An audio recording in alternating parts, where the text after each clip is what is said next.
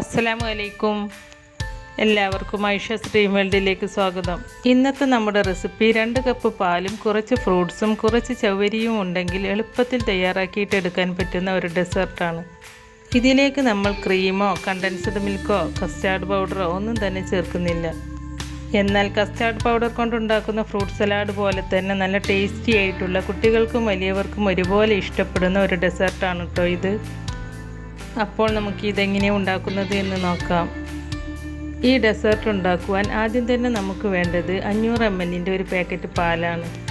അതിനായി ഞാനിവിടെ ഒരു പാക്കറ്റ് പാൽ എടുത്തിട്ടുണ്ട്. ഈ പാൽ ഞാനിവിടെ ഒരു പാത്രത്തിലേക്ക് ഒഴിച്ച് കൊടുക്കുന്നുണ്ട്. നമ്മൾ ഇതിലേക്ക് പാലെടുക്കുമ്പോൾ ഫുൾ ഫാറ്റ് മിൽക്ക് തന്നെ എടുക്കാൻ ശ്രദ്ധിക്കണം. ഇതിലേക്ക് വെള്ളമൊന്നും ചേർക്കാൻ പാടില്ല.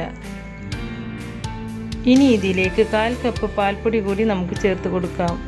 പാൽപ്പൊടി ചേർത്ത് കൊടുത്തതിന് ശേഷം ഒട്ടും കട്ടകളില്ലാതെ നമുക്കിതൊന്ന് മിക്സ് ചെയ്തിട്ടെടുക്കാം. ഇനി ഇതിലേക്ക് മധുരത്തിന് ആവശ്യമുള്ള പഞ്ചസാര കൂടി ചേർത്ത് കൊടുക്കാം. 1/2 കപ്പ് പഞ്ചസാരയാണ് ഞാൻ ഇതിലേക്ക് ചേർത്ത് കൊടുക്കുന്നത്.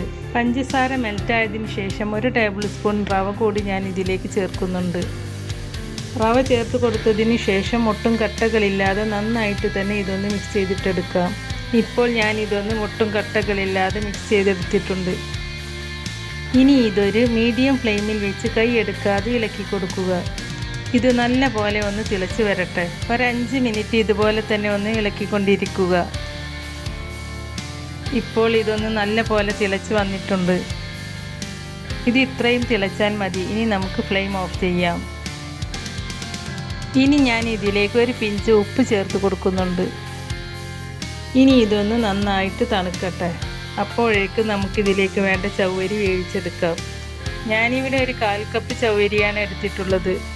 ഈ ചവ്വരി വേവിക്കാനായി ഒരു പാത്രം അടുപ്പത്ത് വെച്ച് അതിലേക്ക് 4 കപ്പ് വെള്ളം ഒഴിച്ച് കൊടുത്തിട്ടുണ്ട്. ഇനി ഈ വെള്ളം നല്ല പോലെ തിളച്ച് വരണം. ഇപ്പോൾ ഈ വെള്ളം നല്ല പോലെ തിളച്ച് വന്നിട്ടുണ്ട്. ഇതിലേക്ക് നമ്മൾ എടുത്തു വെച്ച 1/4 കപ്പ് ചവ്വരി ഇട്ട് കൊടുക്കാം. ചവ്വരി ഇതുപോലെ ഇട്ട് കൊടുത്തതിന് ശേഷം ഇടയ്ക്കിടയ്ക്ക് ഇതൊന്ന് ഇളക്കി കൊടുക്കണം. ഇതിൻ്റെ ഒരു കുക്കിംഗ് ടൈം നമ്മൾ മീഡിയം ഫ്ലെയിമിൽ വെച്ച് കൊടുത്ത് 8 മുതൽ 10 മിനിറ്റ് ആവുമ്പോഴേക്കും നല്ല പോലെ ഇതൊന്ന് വെന്ത് വരും. ഇത് ഒരുപാടൊന്നും വെന്ത് അലിഞ്ഞു പോകരുത്. ഇതിലേക്ക് ഞാൻ 2 ഡ്രോപ്പ് ഗ്രീൻ ഫുഡ് കളർ ചേർത്ത് കൊടുക്കുന്നുണ്ട്. ഇത് ഓപ്ഷണലാണ് കേട്ടോ, വേണമെങ്കിൽ ചേർത്താൽ മതി. ഇനി ഇതൊന്ന് വെന്ത് വരട്ടെ.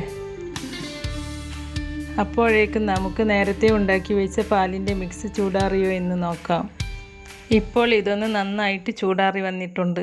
ഇനി നമുക്കിതിലേക്ക് 1 ടീസ്പൂൺ വാനില എസൻസ് ചേർത്ത് കൊടുക്കാം. വാനില എസൻസ് ചേർത്ത് കൊടുത്തതിന് ശേഷം നന്നായിട്ടൊന്ന് മിക്സ് ചെയ്തിട്ടെടുക്കുക. ഇപ്പം ഞാനിത് നന്നായിട്ടൊന്ന് മിക്സ് ചെയ്തെടുത്തിട്ടുണ്ട്. ഇനി നമുക്കിതൊന്ന് ഒരു ബൗളിലേക്ക് ഒഴിച്ചു കൊടുക്കാം. ബൗളിലേക്ക് ഒഴിച്ചു കൊടുത്തതിന് ശേഷം ഇതൊന്ന് ഫ്രിഡ്ജിൽ വെച്ച് തണുപ്പിച്ചിട്ടെടുക്കാം. നമ്മുടെ ചവ്വരി ഇപ്പോൾ നന്നായിട്ട് വെന്ത് വന്നിട്ടുണ്ട്. ഇനി നമുക്ക് ഫ്ലെയിം ഓഫ് ചെയ്ത് കൊടുത്തിട്ട് ഇപ്പോൾ തന്നെ ഒരു അരിപ്പയിലേക്ക് ഇതൊന്ന് ഒഴിച്ചു കൊടുക്കാം. നമ്മൾ ചവ്വരി ഇതുപോലെ വേവിച്ചെടുക്കുമ്പോൾ അതിനകത്ത് ഒരു പശ പോലെ ഉണ്ടാകും. അപ്പോൾ അതൊന്ന് കളയാൻ വേണ്ടിയിട്ട് ഇതിലേക്ക് നല്ല തണുത്ത ഒരു ഗ്ലാസ് വെള്ളം ഒഴിച്ചു കൊടുത്ത് ഇതുപോലെ ഒന്ന് ഇളക്കി കൊടുക്കുക. ഇപ്പോൾ ഇതിൻ്റെ പശയൊക്കെ അത്യാവശ്യം കുറഞ്ഞു കിട്ടിയിട്ടുണ്ട്. ഇനി നമുക്കിതിലേക്ക് വേണ്ടത് 1/2 ടീസ്പൂൺ കസ്കസാണ്. അതൊരു ബൗളിലേക്ക് ഇട്ട് കൊടുത്ത് അതിലേക്ക് ഒരു 1/4 കപ്പ് വെള്ളം ഒഴിച്ച് കൊടുക്കുക. എന്നിട്ട് ഇതൊന്ന് മിക്സ് ചെയ്ത് കൊടുക്കുക. ഒരു 5 മിനിറ്റ് കഴിയുമ്പോൾ ഇതൊന്ന് കുതിർന്ന് വരും. ഇപ്പോൾ ഞാൻ പാലിൻ്റെ മിക്സ് നന്നായിട്ടൊന്ന് തണുപ്പിച്ചെടുത്തിട്ടുണ്ട്. ഈ പാലിലേക്ക് നമ്മൾ നേരത്തെ കുതിർത്ത് വെച്ച കസ്കസ് ചേർത്ത് കൊടുക്കാം. കസ്കസ് ചേർത്ത് കൊടുത്തതിന് ശേഷം വേവിച്ച് വെച്ച് ചവ്വരിയും നമുക്കിതിലേക്ക് ചേർത്ത് കൊടുക്കാം. എന്നിട്ടിത് നന്നായിട്ടൊന്ന് മിക്സ് ചെയ്തിട്ടെടുക്കാം. ഇനി നമ്മൾ ഇതിലേക്ക് ചേർത്ത് കൊടുക്കുന്നത് ചെറുതായി കട്ട് ചെയ്ത ഒരു ആപ്പിളാണ്. അതുപോലെ ചെറുതായി കട്ട് ചെയ്ത് കുറച്ച് കറുത്ത മുന്തിരിയും കുറച്ച് പച്ചമുന്തിരിയും ചേർത്ത് കൊടുക്കുന്നുണ്ട്. മുന്തിരി ചേർത്ത് കൊടുക്കുമ്പോൾ അധികം പുളിയില്ലാത്ത നല്ല മധുരമുള്ള മുന്തിരി തന്നെ ചേർത്ത് കൊടുക്കണം കേട്ടോ.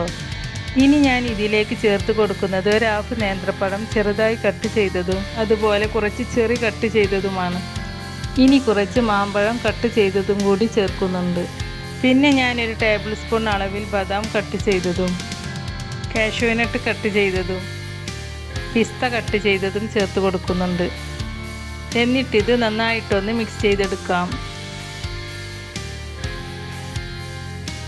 ഇപ്പോൾ ഞാനിതൊന്ന് നന്നായിട്ടൊന്ന് മിക്സ് ചെയ്തെടുത്തിട്ടുണ്ട്. മിക്സ് ചെയ്തതിന് ശേഷം ഇതൊന്ന് തണുക്കാൻ വേണ്ടി 1 മണിക്കൂർ ഫ്രിഡ്ജിലേക്ക് എടുത്ത് വെക്കാം. നല്ല പോലെ ഇതൊന്ന് തണുപ്പിച്ചിട്ടെടുക്കണം. നല്ല പോലെ തണുത്തെങ്കിലേ ഇതിൻ്റെ കറക്റ്റ് ടേസ്റ്റ് നമുക്ക് കിട്ടുകയുള്ളൂ.